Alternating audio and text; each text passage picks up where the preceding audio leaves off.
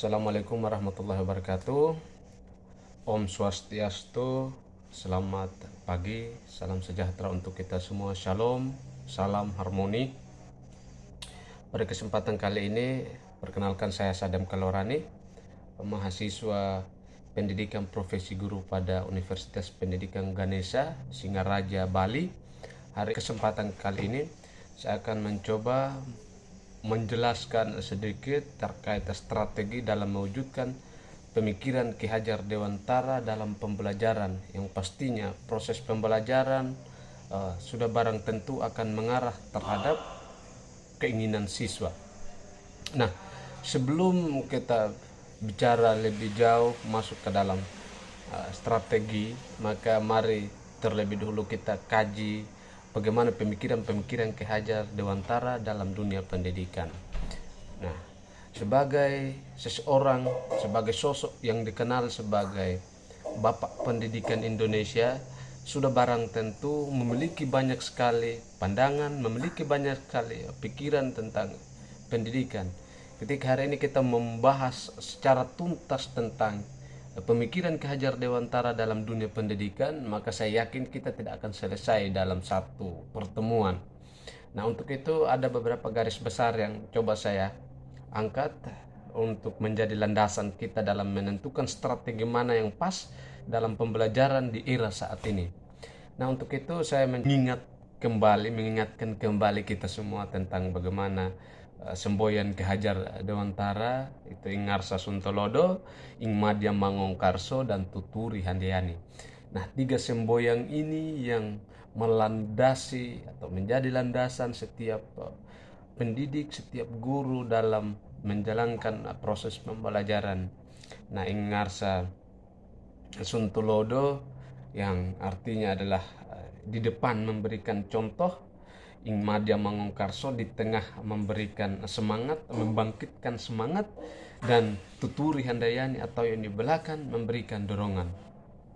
Untuk itu bagaimana strateginya sebagai seorang guru ketika kita menerapkan tiga semboyan ini dalam pembelajaran?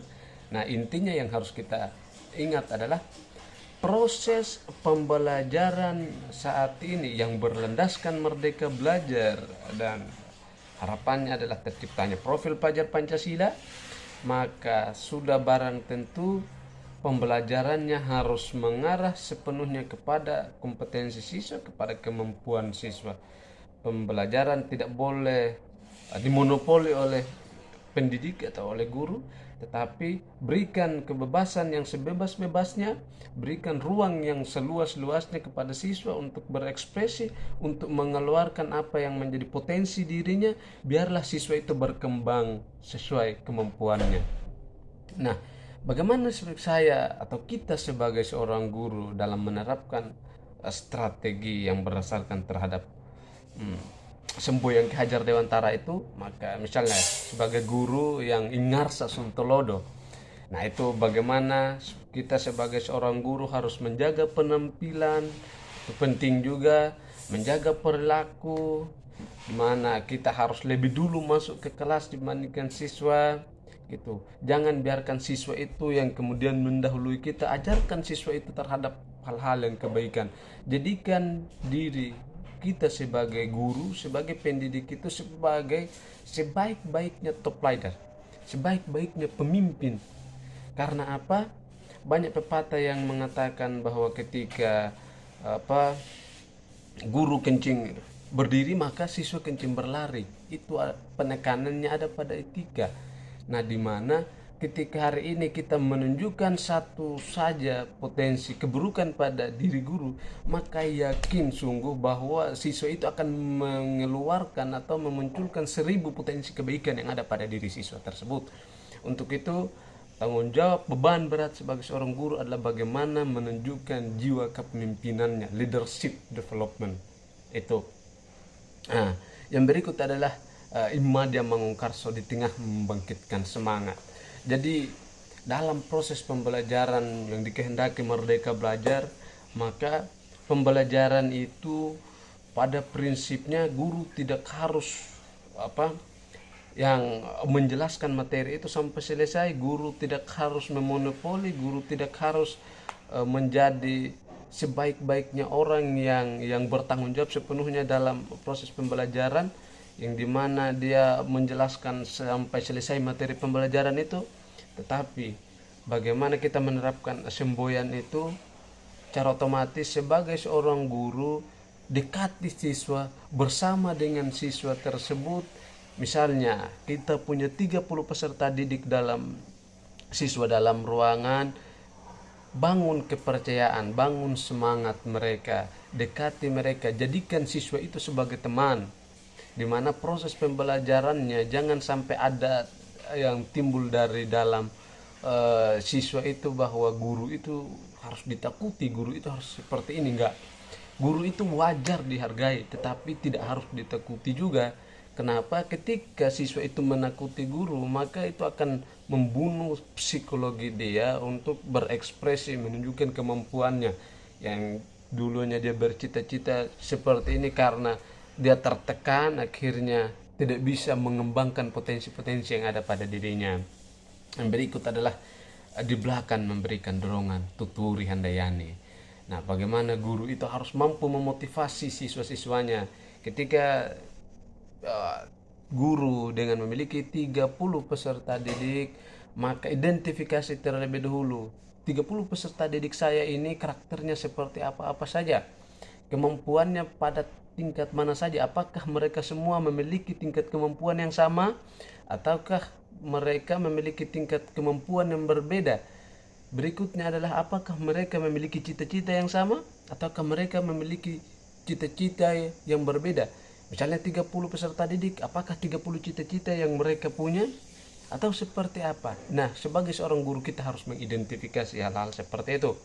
Dengan demikian, ketika kita sudah mengidentifikasi si A dengan potensi seperti ini, karakter seperti ini, cita-cita seperti ini, si B dengan potensi seperti ini, karakter seperti ini, cita-cita seperti ini, maka kita sebagai seorang pendidik, sebagai seorang guru akan lebih leluasa, lebih mudah merancang, mendesain proses pembelajaran itu agar menyentuh sepenuhnya kepada siswa tersebut. Ketika siswa ini potensinya pada bidang matematika misalnya, atau saya perkecil lagi dalam rumpun olahraga atau dalam mata pelajaran olahraga, ketika si A potensinya pada permainan bola voli, si B potensinya pada atletik, si C potensinya pada lari maraton, si D potensinya pada renang dan lain-lain sebagainya. Cara lahiriahnya setiap siswa itu pasti memiliki kecenderungan yang berbeda-beda. Nah, untuk itu ketika si A memiliki kurang minat dalam pembelajaran bola voli, jangan dipaksakan untuk dia harus pada prinsipnya dia harus berprestasi di bola voli.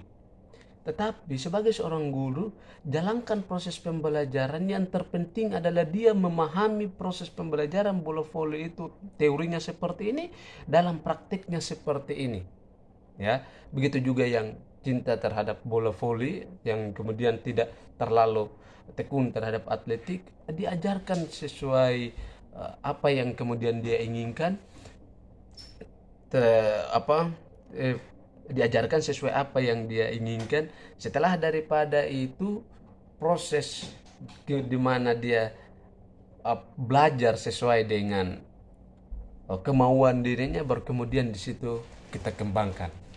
Nah, itulah penerapan bagaimana strategi dalam mewujudkan pikiran Ki Hajar Dewantara versi 1. Ketika masih ada kesempatan lainnya, kita akan terus mengkaji, menggali bersama.